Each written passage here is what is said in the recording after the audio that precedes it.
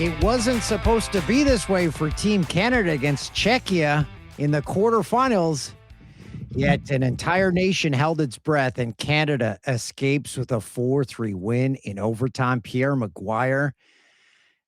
Wow. That game was a great hockey game. Now people know why Jordan Binnington's a starting goalie for Canada. Now people understand why you and I and Kyle Andrew and EJ Raddick have said many times Toronto's going to miss Mitch Marner's ability to break games open. And more than anything else, now everybody knows why people in San Jose are so excited about the future of their organization. This Macklin Celebrini's at another level, Dan. 3 points in the game today. He had a goal, 2 assists. And the biggest thing is he helped Canada overcome the loss of Sidney Crosby midway through the second period. There were so many heroes for Canada, but you got to start with Jordan Binnington and Mitchell Marner. They were phenomenal. So Team Canada, if they were like the rest of Canada, said to themselves, hey, beat this team 5-0 the first time we played them. This is going to be a walk in the park. Anything but. Why was this team, this Czechia team, so different than the first time they met them? Because usually the people from Czechia understand, the players do anyways, Dan, that it's a tournament where you got to get better every day. And the Russians are very similar to that as well when they're part of these things. They find a way to get better every day. And I've watched every single game that Czechia has played in this tournament. They've gotten better and better and better. And today they weren't intimidated. Watch the play of Radko Gudas. Watch the play of Veronik on defense. Look at the play of Andre Palat. Watch the goal by David Pastrnak. You see the goaltending of Lucas Dostal. They were not intimidated in the theater at all. And that's part of the process that they implement whenever they go to these huge tournaments. Their goal is to get better every day. And clearly they got a lot better. And Canada is very fortunate that they didn't lose this game. The pace of play was all over the map. At some points, Canada was almost moving too fast that they had to scramble for a puck in their skates. Other times it was going at a snail's pace, no one wanting to make a mistake. And then for a bunch of times in that game, we saw Canada just scrambling to try figure things out on the fly. That's another part of the Czechia package. Back then it was called the Czech Republic when Dominik Hasek in 1998, the first time NHL players were at an Olympic Games, stole a game against Canada in the shootout. But if you go watch it, they played passive resistance hockey, talking about the Czech Republic back then, and it worked unbelievably well. And it frustrated Canada. You could see implements of that game going into this game today between Canada and Czechia. I thought it was really well played by both teams because they had to adjust. As you correctly said, Dan, there were so many different momentum swings because of the pace. Sometimes it was frenetic. Sometimes it was snail's pace. Sometimes it was turbocharged. Other times it was just okay. But the truth is that when you have a game like that, everybody has to adjust. And I thought both teams adjusted really well. There was probably the fear among those in the arena that it could get ugly when Sidney Crosby leaves the game with an injury, and you think, okay, Canada's going to want payback. No, that's fair, but they also understand you can't have that. I did not think the Gudas hit was a dirty hit. He was gapping up in the neutral zone. Sid went to go make a play. Now, there were some other hits on Sidney that I thought were dirty hits that were never called. I was surprised by that. Andre Palat had one in particular I thought would be called for interference or even roughing, but it was not called. But here's the thing. Like, they needed Nick Suzuki to step up because he hadn't had a good Olympic tournament. He stepped up today, Dan. I'm really proud of him. They moved him from right wing. They put him at center. He responded, obviously, with the tying goal late. We've already talked about Celebrini and the impact he had playing with Connor McDavid a lot, and obviously Nathan MacKinnon. Nathan MacKinnon stepped up with a huge goal. All those guys that needed to play well, played well. I'm still not sure Canada's out of the woods. They need Josh Morrissey back in the worst way. I don't know how they're getting it done on the back end, but they don't have enough guys in the back end right now, Dan. They really don't. We hope Sidney Crosby will get to see more of this tournament, but you figure it looked like potentially a knee. Yeah, it was either a knee or maybe a fracture of a smaller bone lower in his leg. I'm not going to try to play doctor, but if you look at that, that was not healthy looking. I saw it right away. I've got a bunch of different feeds at my house just because of some of the other work I'm doing. And I was like, whoa, that doesn't look good at all. That's not the way that's supposed to bend. So we'll see how it goes for Sid, but they clearly missed Sid. that line that he played on with Marner and Stone most of this tournament, Dan, has been phenomenal. And obviously, Mitchell scores a huge goal to win the game in overtime, but didn't matter who his centerman was right there. He was going to go through the defense anyways. This was a fun game to watch. I think you would agree. And I'm thrilled to death for Canada. I'm so happy for their coaching staff and their players, and for Jordan Binnington in particular, Dan. What a moment for Jordan Binnington. Yeah, he was spectacular, and he had to be, because how many times did we see Czechia cross center ice on an odd man rush? That There has was to be something that yeah, needs to be figured out. you're so spot on, Dan. And there were some plays that happened where you're like, he better make this save or they're going to get buried. And he did, man. He made some really good saves, and he never looked flabbergasted. He never looked nervous. He wasn't running around. He wasn't jostled. He wasn't swimming in the net. When I see him play poorly, and he's played poorly a lot in St. Louis this year, he's swimming all over. He's giving up bad goals alongside. He's giving up goals through the 5-hole. Nate just tried to beat him 5-hole on a breakaway, which would have been damaging, obviously, for Canada, but he wasn't able to do it because Binnington shut the door on him late in the game. So much to like. So happy for guys that have to battle, and clearly Jordan Binnington battled, and he won today because of it. Are the odd man rushes, can you just chalk it up to the Canadian defense being too aggressive at the line? That's part of what I'm talking about. Yeah, I think there were a lot of misreads. You're absolutely right. And I also think that the forwards aren't supporting very well because a lot of these guys haven't played in the Olympics. Outside of Doughty and outside of Crosby, who wasn't there for the last period and a half going into overtime even, they don't have a lot of Olympic experience. And I know people will say, yeah, but they play in the Stanley Cup playoffs and they do this and they do that.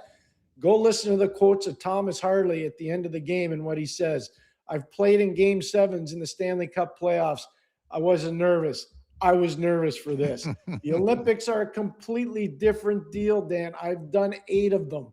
And trust me, I've done 16 Stanley Cup finals and coached in 2 of them. And it's totally different. The Olympics are just different. That's just the way it is. Yeah, because your entire country is watching. Yeah. It's simple as that. Yep. So Sidney Crosby is out. You're watching that game and you're like, okay, they got to fill that hole in that line. But then you're thinking, what a situation to be forced into as a coach, looking at that bench in front of you and saying, I think we can manage.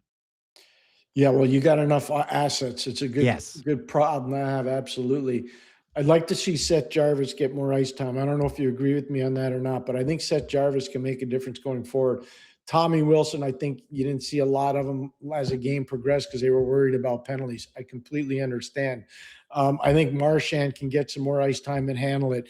It'll be interesting to see what they do with Suzuki. I think they probably put him between Stone and Marner, which I think would be a really good fit for Nick. You keep Horvat down in the bottom part of the lineup with Reinhart and maybe Marchand or maybe Tommy Wilson. But you've got the assets, to your point, Dan. You got the assets, and that's something that makes you a better coach in a hurry when you got assets like that. Team Canada waits to see who they will play. Is this treated the same as an NHL team would face when facing your next opponent?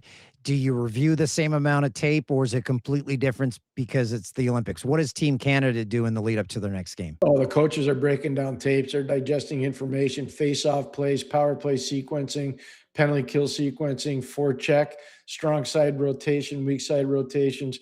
They're looking at everything. So coaches are doing that.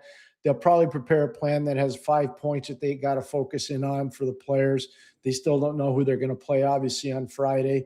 So they got a day to kind of chill out and enjoy and decompress. The good news is this wasn't a late game. So these guys can actually be civilized tonight and have a nice dinner, spend time with family, decompress, and the coaching staff and the video staff can get to work and come up with a plan for how they want to deal with the off day on Thursday. And does someone in that room, I would assume Sidney Crosby, address the team saying, yes, there's a lot of fun that can be had here. It's the Olympics, but you might never get this opportunity again in your life. So remember that. Yeah, I think, if Sid's still around the room, he'll say that. I think the coaches will probably say that. Nathan McKinnon will deliver an amazing speech, I believe, knowing him the way I know him and watching him play the way he's played and the way he leads during in-game situations. He's as intense as any human I've ever seen in the National Hockey League. There'll be no running around. There'll be no carousing. There'll be nobody getting in trouble. These guys will have their game face on. They know this is a business trip now. Today was pretty close to having the business trip end. I don't think they want to have that business trip end anytime soon. Jay and I discovered in the Olympics that we covered, because all our Olympic gold medal winners, silver medal winners, bronze medal winners, they would come to the set and we talked to them. And when it was a gold medal winner, we'd say, "So what are you doing later?"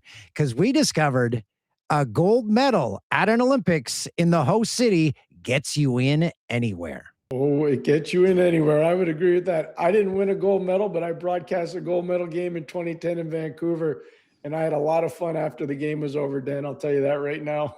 Oh, I remember that. So I watched that game on my way to the Olympic Broadcast Center to do the show post game, and I watched it at a bar with my brother and buddies.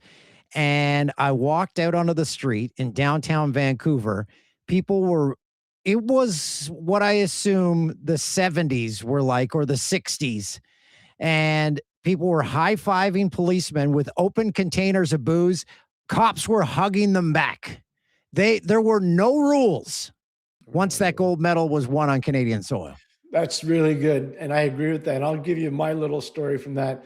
We were staying at a very nice hotel, which I believe you were at as well in downtown Vancouver. No, I was out in Richmond. Oh, sorry, Dan. We were in a very nice hotel in downtown Vancouver. I apologize, Dan. And what I remember is coming out from the rink after the game was over, and I got swarmed in a good way from people that wanted pictures and autographs. It was tremendous fun. And an RCMP officer came up to me and said, "You're not going to be able to walk back. I know where you're staying. We have a guy that's on a horse, and he's going to give you a ride back to the hotel." So I sat on the back of a horse and got a ride back to the hotel on the horse. I love it. A fun little fact, Olympics could only get hotels could only get Olympic accreditation if they were affiliated with a chain. So a lot of rundown hotels would get the cheapest chain name that they could buy just for the Olympics so they could make money off it. There were people staying in places that should not have been hotels. I get it, Dan. I feel bad. I should have invited you to my room. I had an extra bed, Dan. Oh, I had to take the train in every day. Hey, give us what are Leafs fans feeling right now? See Mitchell Marner score that goal, because I have gotten 15 texts from friends that despise the Leafs, just making fun of the Leafs for not still having that guy. So believe it or not, I've had some like you have had, and I've also had some saying, "You were right. He never should have left." No, he never should have left. It was bad decision by the Leafs. They got bullied into it by the media and by the fan base. It was irate because of, poor playoff performances by him and also by the team. There were other ways around it. They obviously didn't figure a way out, and now Mitchell Marner's in Vegas, and the Leafs are looking for an identity, especially on their top line. That being said, I think we're all Canadian today, and because we're all Canadian today, we're not worried about the Leafs. We're celebrating the maple leaf, so to speak. Oh, Pierre, you always worry about the Leafs, whether you like them or not. The Leafs are always in conversation. And you have to think, Marner, after scoring that goal, he didn't have to prove anything to anyone, but he let out a sigh saying, "Okay, I think I can move on. I've shown my worth to this team, and it's a closing and the opening of a new chapter." You know what, Dan's pretty neat about the goal? It wasn't like it bounced off his derriere or off his leg or there was a remet opportunity. He sliced and diced the defense. He went in. Then he goes backhand roof on his offside to the far side, too. That's a spectacular hockey goal. That will go down as one of the iconic goals that have ever been scored in international hockey for Canada. That will go down as one of the most iconic ever. It really will. And how many people missed it live thinking there was going to be an intermission and then regular overtime? Yeah, the only good thing about that is if you're a beer connoisseur, you probably enjoyed yourself because you went and had a couple cold ones. For those of us that are working, maybe we didn't have that opportunity. But yeah, no, you're right. That's a great point. That's very true. Okay, so now we await the who Canada faces. we had a bundle of nerves when we weren't expecting them, but that's what makes sports great. When you get that feeling and you get that involved, that's what sports is all about. The buzz too, the buzz The around this buzz. game will go all over the place, and now it will lead up to amazing drama on Friday, and hopefully the American game with the Swedes today is just as good. And I know right now Finland's in a tough battle with Switzerland. Excuse me, they're down 2-0 before I came on with you. So yeah, no, the Olympic hockey tournament is now starting to get some buzz, and I hope that tomorrow we can have a great gold medal game for the women between the United States and Canada. But how could you not be excited about Canada and hockey after that game? It was great for both countries, but it was really good for Canada at the end. So happy for them. Know what I always want in those situations where candidates down to the wire, whether they move on or not, is a camera on the TV executives who hold the rights because it's make or break whether if Canada makes it to the gold medal game or not. Well, you know that from Vancouver, and you know Mhm. how tight it was. And I know that the executives were staying at my hotel, not at yours in Richmond. And they were very, very nervous. And I had one of the executives at TSN came up to me, and we were in the bar having dinner. And he said, tell me Canada's going to win. I said, well, they're going to get to the gold medal game. I don't know if they're going to win, but they'll get to the gold medal game. He goes, are you sure? I said, I'm 100% sure. Because that team was really good, and eventually they did win.